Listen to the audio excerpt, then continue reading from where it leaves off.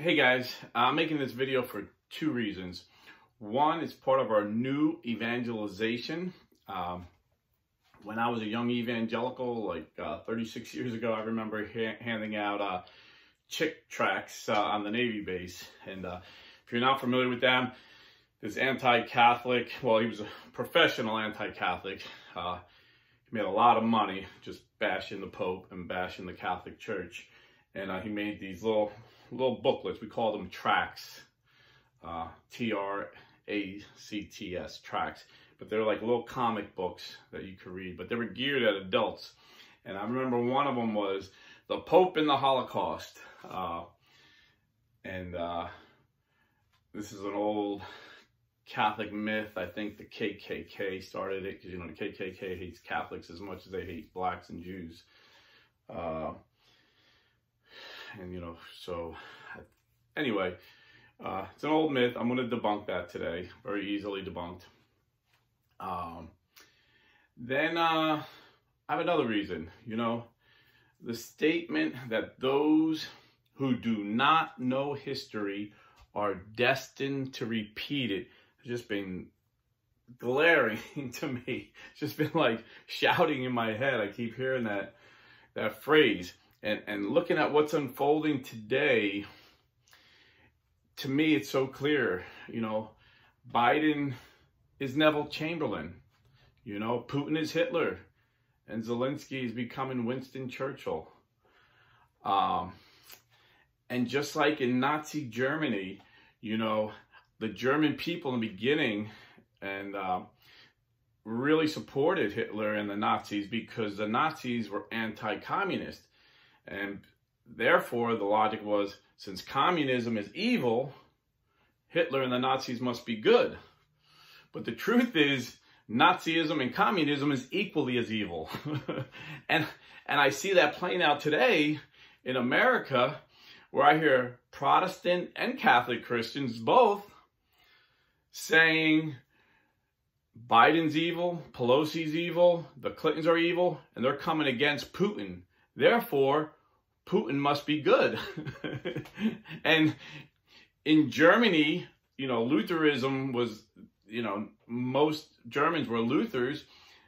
So, you know, Hitler was claiming he's this great Lutheran, you know, and now Putin's claiming he's this great Orthodox Christian. So the Orthodox and Catholics seem to think he's a good guy. But don't be deceived. Don't be deceived. This guy is evil. You know, I agree with what President Trump said the other day on the Clay Travis show. He said, Putin's a sick man that wants to take over all of Europe. Hitler was a sick man that wanted to take over all of Europe. This is the truth. You know, don't get caught up in all these crazy conspiracy theories. But Adolf Hitler and the Nazi Party claimed that all they were doing was the same thing Martin Luther wanted to do.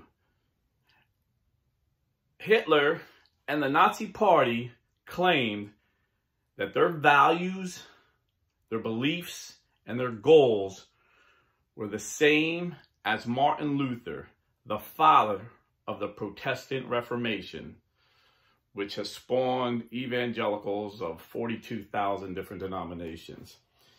So let's see what Martin Luther actually said about the Jewish people to see if Hitler was right. Maybe he's wrong, maybe he's right. So in Martin Luther's own words, in his book on the Jews and their lies, this is what he wrote. Jewish synagogues and schools should be set on fire, their prayer books destroyed, rabbis forbidden to preach, homes burned, and property and money confiscated. They should be shown no mercy or kindness, afforded no legal protection, and these poisonous, envenomed worms should be drafted into forced labor or expelled for all time. We are at fault for not slaying them. Kind of sounds like he's advocating murdering them. And then he goes on and gives 7 points of what should be done. This is section 11 of his treatise, advising Protestants to carry out these 7 remedial actions. Number 1, burn down Jewish synagogues and schools and warn people against them. 2, refuse to let Jews own houses among Christians. 3, take away Jewish religious writings. 4, forbid rabbis from preaching. 5, offer no protection to Jews on highways. 6, for usury to be prohibited and for all Jews silver and gold to be removed, put aside for safekeeping and given back to Jews who truly convert. So technically, Martin Luther was an anti-Semite. He was anti-Jewish or anti-Judaic. He was against Jews that wouldn't convert to Christianity. Those are the ones he wanted killed. To give young, strong Jews flail, axe, spade, and spindle, and let them earn their bread in the sweat of their brow.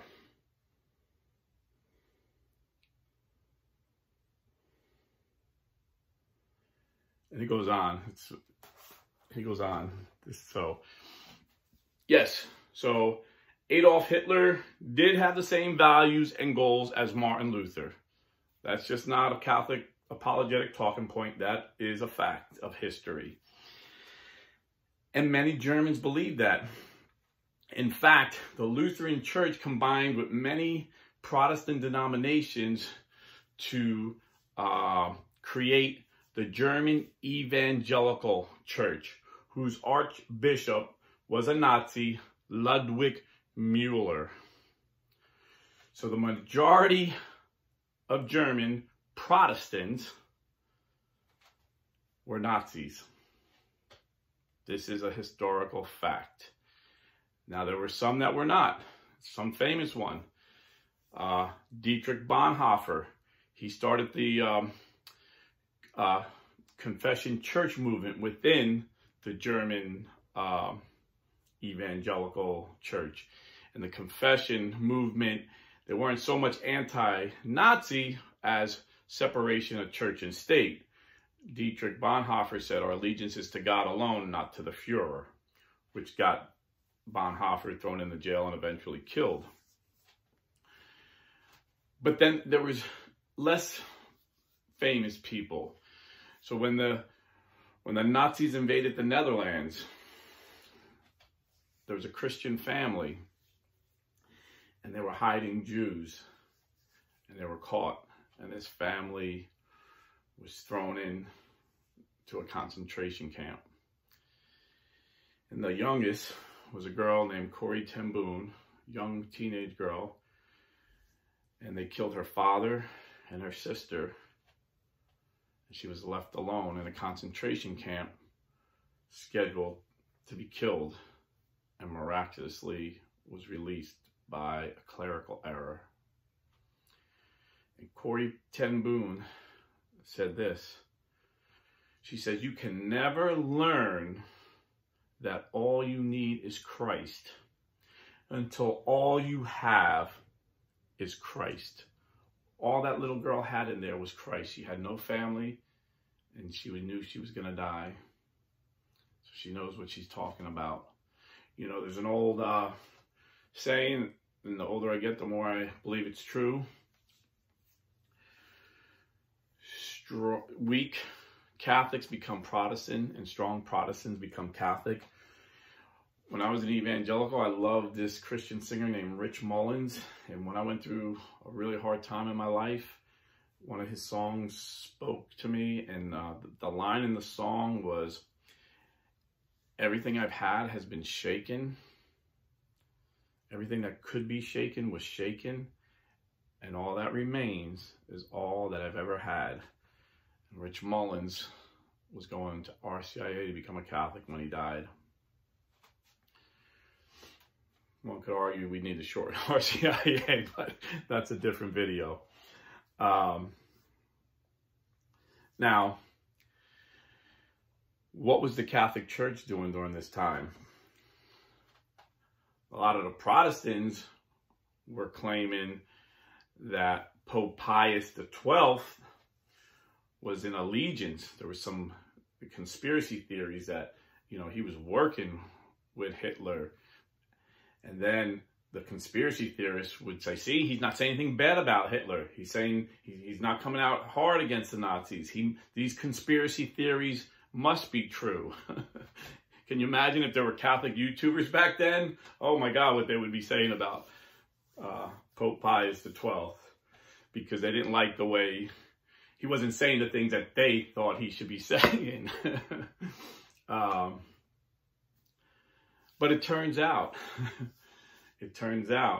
he was being wise as a serpent and innocent as a dove, the way Jesus commanded us. You see, after the war, the state of Israel praised and honored Pope Pius XII, saying he saved more Jews than all the armies. In fact, Pope Pius XII and the Catholic Church were responsible for hiding and saving over 800,000 Jews in their churches, in the Vatican, even the Pope's personal home. They say he had over 2,000 Jews hidden. So be careful of these people that are criticizing the Pope. Even today, because history repeats itself. We don't know all the details. We're not with the Pope 24/7. You know, it's like Facebook. My mom, I love her. She's the sweetest woman. And years ago, she's on Facebook. And my niece, you know, was complaining that she's sick with the flu. All the kids are sick. This is horrible. And my mom writes LOL. Now, if you didn't know my mom, you would think that's pretty cruel. You're laughing at her. But I knew my mom wasn't up with the lingo. I'm like, Ma, what do you think LOL means? She's like, lots of love. I said, oh, is that why you wrote LOL to Megan? She goes, yeah, I was sending lots of love to her. You know, I'm praying for her. But people that just read that and took it, aha, she said LOL, she must therefore be an evil woman. Or if you ever overhear a phone conversation, you know, I can't tell you how many times I'm talking to somebody and somebody's listening to me, hearing my response, and they're insinuating what the other person is saying, and they'll get the whole conversation wrong. So be careful. Be careful. You know, when I first came back to the Catholic Church like 6 years ago, I remember reading a book written, I think the guy's name, it was called Merchants in the Temple. It's by an Italian journalist, and he had gotten tapes secretly recorded from the Vatican, and he actually, that butler who got in trouble for passing out secrets and stuff, he interviewed him, and on the tapes, he said, when Pope Francis got into the Vatican, he read the Riot Act to the Freemasons. He knew there were Freemasons in there, and he read the Riot Act to these guys. And from that point on, they tried to undermine him, making him to be an illegitimate pope, an anti-pope, a heretic. And this book, I'll have to reread it again. It's been a few years. But if I'm not mistaken, one of his allies was Cardinal Pell. And Cardinal Pell and Francis had a battle with these Freemasons. And they framed Pell. They got him put in jail. They came against him hard. And by the grace of God, he was shown to be innocent, and he's out. And he's working with Pope Francis again on some of these matters that need to be taken care of. But I don't claim to be an expert on the Vatican. And these people that do claim to be an expert on the Vatican, they're not experts either. You know, we can only go by what we're hearing and piecing it together. So let's assume that God didn't make a mistake putting Pope Francis there. Let's assume Pope Francis is doing things he's supposed to be doing, but he can't tell us. And let's assume his enemies aren't going to come on YouTube and say, I am a Freemason. Do not listen to Pope Francis. His enemies are going to come on and say, I'm a devout Catholic. I'm more devout than you. Therefore, you should listen to me and not Pope Francis. That's how I think a Freemason would do it. They're very secretive, very sneaky, and they're liars. But I'm getting way off track. And I didn't mean to do this, but I don't know why.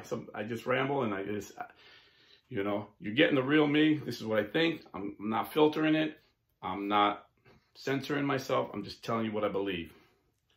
But this was about the Catholic Church and the Protestants during World War II. And 3,000 Catholic priests were murdered murdered because Hitler said Catholicism is incompatible with Nazism. Lutheranism, Protestantism, we go hand in hand, but Catholicism is the enemy. And 3,000 Catholic priests were killed. One of those priests' name was Maximilian Kolbe. He was thrown into Auschwitz, and they say because he was a Catholic priest, he was treated severely. They only gave people like a little bit of rice a day to survive. They gave him half the rice, but he would even share that half of the rice. They would whip him like they whipped St. Paul and St. Peter. They would beat him. And yet he was always kind and ministering to the needs. He was always putting everyone else before him. And then one day, a prisoner escaped. And the guard came in and said, one of the prisoners escaped. So now 10 of you will starve to death. So he said, you, and he started just picking people randomly. And he picked this one guy, and the guy cried. He said, what about my wife? What about my children? And he was like, it don't matter. You're going to starve to death. And Father Maximilian Kolbe said, please let me die in his place. And they said, oh, yes, you. We would like to see you die. You can die in his place. And he died in this man's place. And a prisoner that had to go in and take out their bucket of urine every day. Said every day he went in there. And Father Maximilian Kolbe was praying for all the soldiers, and all the prisoners, and one by one they died. And Maximilian Kolbe was the last one. So the Nazis came in and said, we need this bunker. And they had a injection of acid poison. And they said Maximilian just gently put his arm out, and they killed him. And that was it. This is why we call him Saint Maximilian Kolbe. And the man that he died for was at his canonization when the Catholic Church pronounced Maximilian Kolbe as a saint. And he was there with his family. And they all cried and were thankful. So be thankful you're Catholic. Whenever you hear horrible things about the church and you don't know how to respond, do your research. Because there's no doubt that Jesus Christ established the Catholic Church. That's a fact. And Jesus said the gates of hell will not prevail. And ever since that day, 2,000 years ago, Satan has been lying about his church, lying about the bark of Peter, and lying about me and you. God bless. Stay Catholic. And if you're buying or selling real estate, do the Catholic thing. Go to realestateforlife.org.